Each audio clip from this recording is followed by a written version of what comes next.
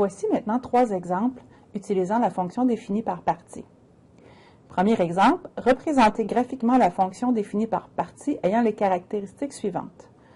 On a la fonction 1 qui est f de x égale 4, la fonction 2 qui est la fonction 4 moins x, et la fonction 3 qui est 2 tiers x moins 6.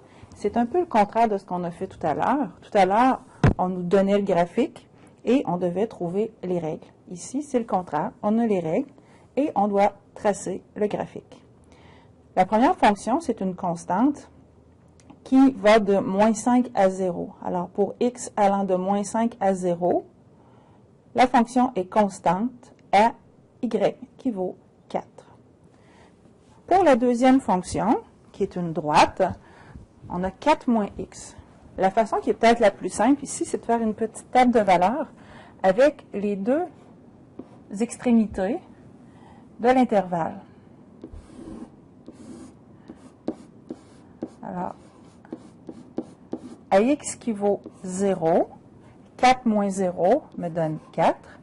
À x qui vaut 6, 4 moins 6 donne moins 2.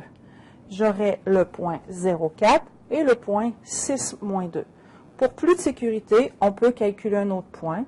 Par exemple, le point 3, 4 moins 3, on serait à 1.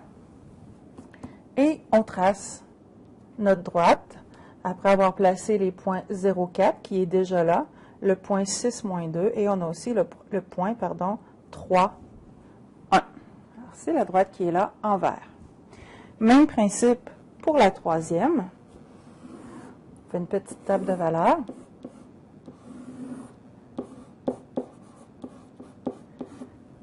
Celle-ci est définie allant de 6 à plus l'infini. On va calculer pour x qui vaut 6. 2 tiers de 6, c'est 2 fois 6, 12 qu'on divise en 3, qui fait 4. 4 moins 6 donne moins 2. On est content parce que c'est la même valeur que celle-ci. Ça va être le point de départ. Ensuite, on calcule à d'autres valeurs. Ici, je peux prendre n'importe quoi en haut de 6. Alors, comme je dois calculer des 2 tiers de, je vais prendre des multiples de 3. 2 fois 9, 18. 18 divisé en 6 me donne, 18 divisé en 3 me donne 6.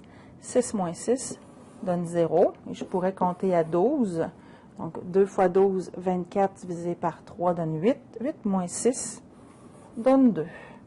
Je peux maintenant aller placer cette droite. Je sais que j'aurai un point à 9, 0. Et voici. On voit que celle-ci, je ne lui mets pas de point à l'extrémité. Je ne referme pas la droite parce que mon domaine va bien de 6 à plus l'infini. Tandis que pour la fonction qui est en rouge, j'étais parti avec un point plein pour signifier que la droite avait un début au domaine qui est x qui vaut moins 5.